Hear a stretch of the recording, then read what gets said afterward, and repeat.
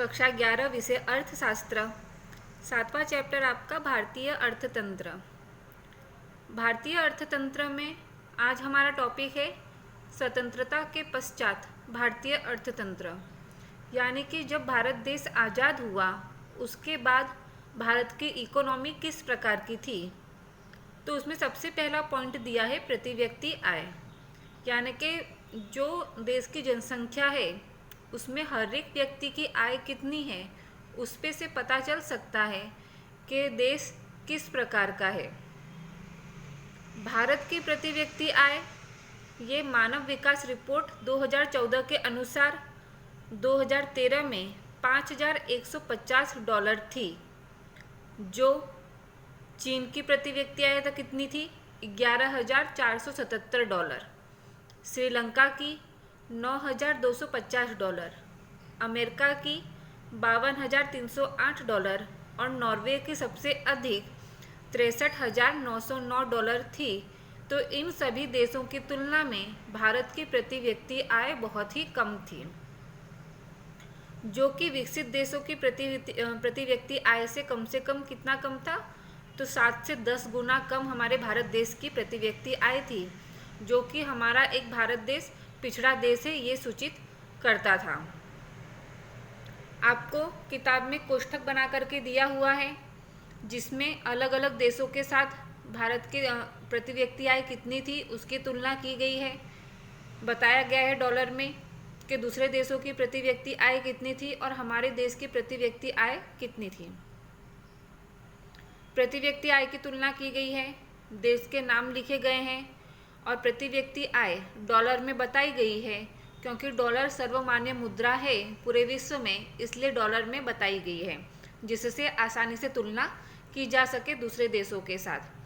तो जिसमें Norway, America, Germany, England, चीन, श्रीलंका ये देश इस प्रकार के हैं कि जिनकी प्रति व्यक्ति आय भारत देश से अधिक है, जबकि पाकिस्तान और बांग्लादेश ये हमारे भारत से भी पिछड़े देश हैं जिनकी प्रति व्यक्ति आय भारत से कम है।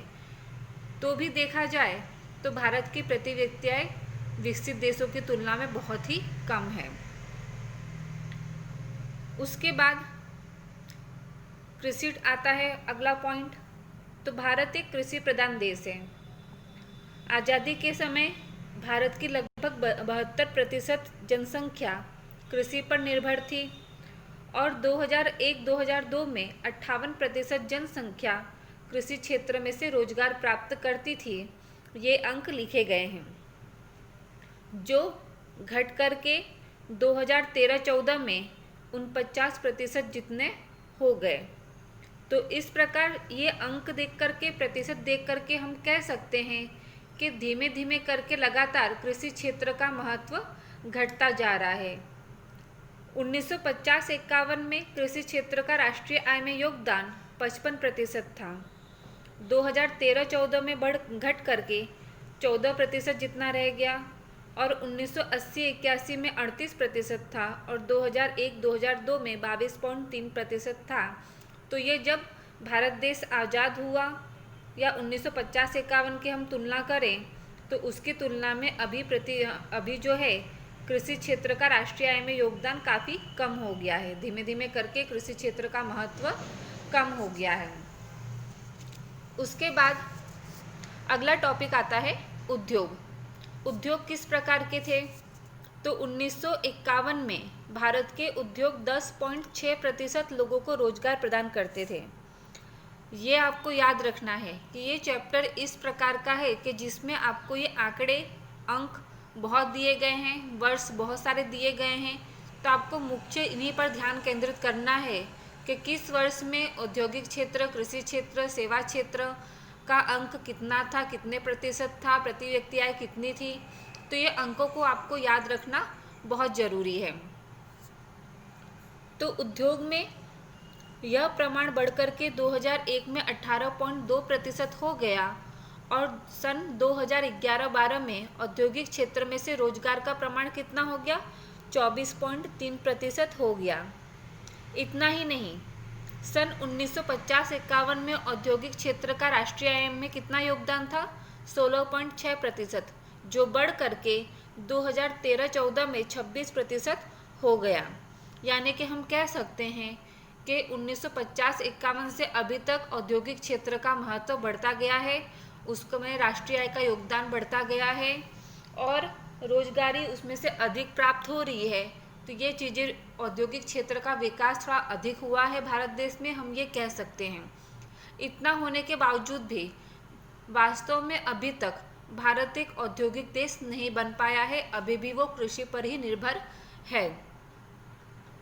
राष्ट्रीय आय में उद्योग का योगदान 1950-51 में 15%, 1980-81 में 24% और 2000-2001 में 27.3%, 2013-2014 में 26.2% रहा है। ये RBI CSO के आंकड़े आपको दिए गए हैं कि इतना राष्ट्रीय आय में औद्योगिक क्षेत्र का योगदान था, यानी कि देख सकते हैं कि धीमे धीमे करके योगदान बढ़ा है। उसके बाद अगला पॉइंट आता है सेवा क्षेत्र।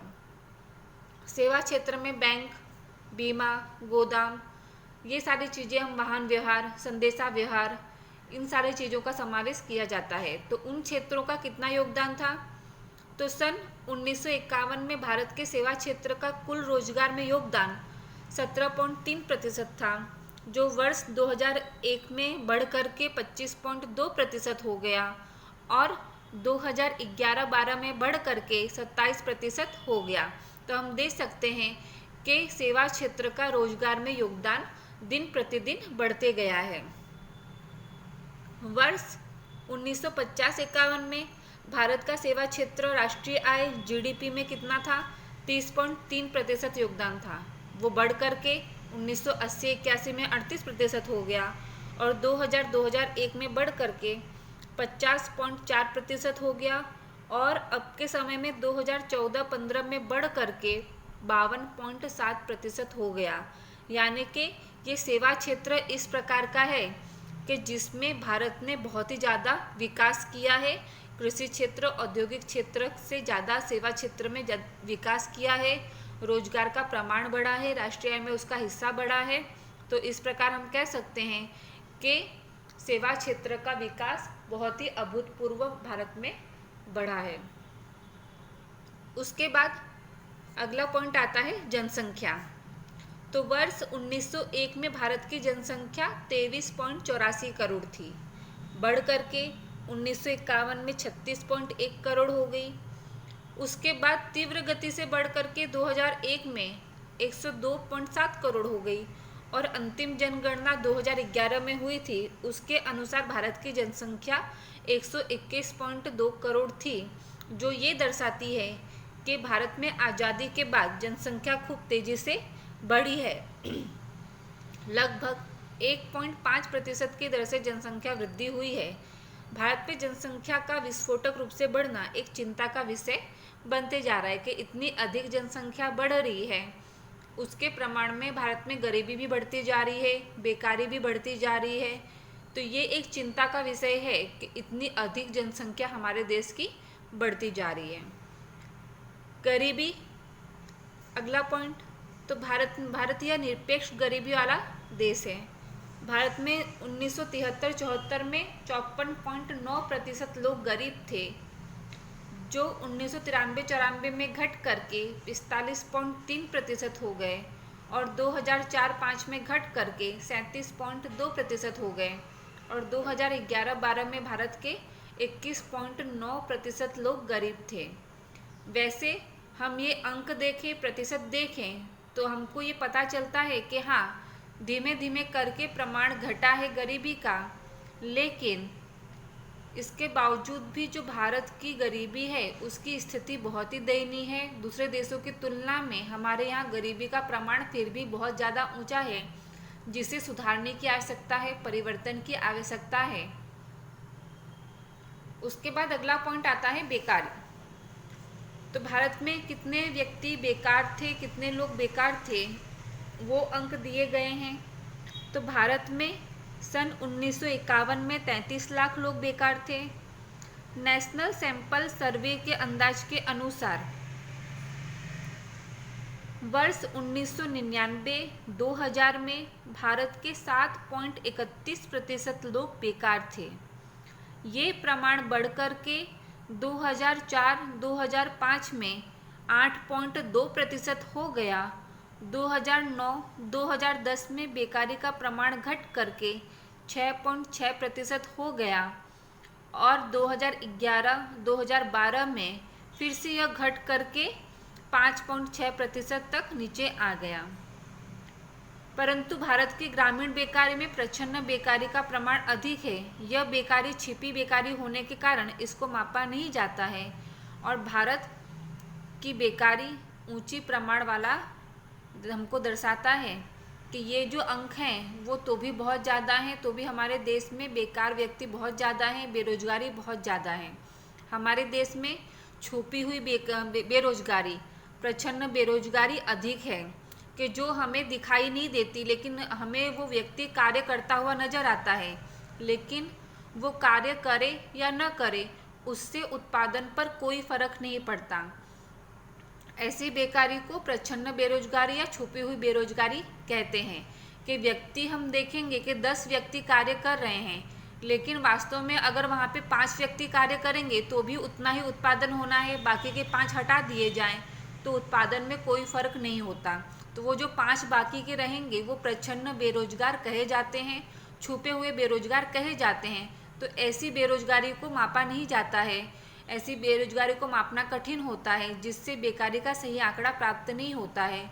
तो भारत में बेरोजगारों की संख्या बहुत ही अधिक है। उसके बाद आखिरी पॉइंट आपका आता है मानव विकास। तो भारतीय लोगों का जीवन स्तर विश्व में विकसित देशों की तुलना में बहुत ही नीचा है। मानव विकास अंक जिसकी रचना संयुक्त राष्ट्र संघ UNO करता है, जिसमें औसत आयु, शिक्षा और जीवन स्तर के मापदंड के अनुसार मानव विकास अंक तैयार किया जाता है। ये औसत आयु, शिक्षा, जीवन स्तर, ये सारे टॉपिक आपके आगे आएंगे कि किस प्रकार से मानव विकास अंक मापा जाता है। तो उसमें अंक दिया हुआ है कि 2010 में मानव विकास अंक 0.547, 2012 में 0.554 और 2013 में 0.58586 अंक के साथ भारत विश्व के 187 देशों में 136वें क्रम पर था मानव विकास अंक के अनुसार। तो यहाँ पर ये स्वतंत्रता के पश्चात भारतीय अर्थतंत्र 2013-14 तक के ज़्यादातर आंकड़े बताए गए हैं कि 1950-51 से लेकर के अभी तक में कितना परिवर्तन आया है। पहले किस प्रकार का अर्थतंत्र था, किस प्रकार से अभी अर्थतंत्र हो गया है, बेरोजगारी का प्रमाण कितना था, गरीबी का प्रमाण कितना था, औद्योगिक क्षेत्र, सेवा क्षेत्र, कृषि क्षेत्र पहले किस प्रकार के थे, अब किस प्रकार के हो गए हैं, उनका योगदान कितना है। तो ये टॉपिक आपको स्वतंत्रता के पश्चात भारतीय अर्थतंत्र में ये सारे टॉपिक आपको बताए गए हैं। तो यहाँ पे आपका ये टॉपिक पूरा होता है।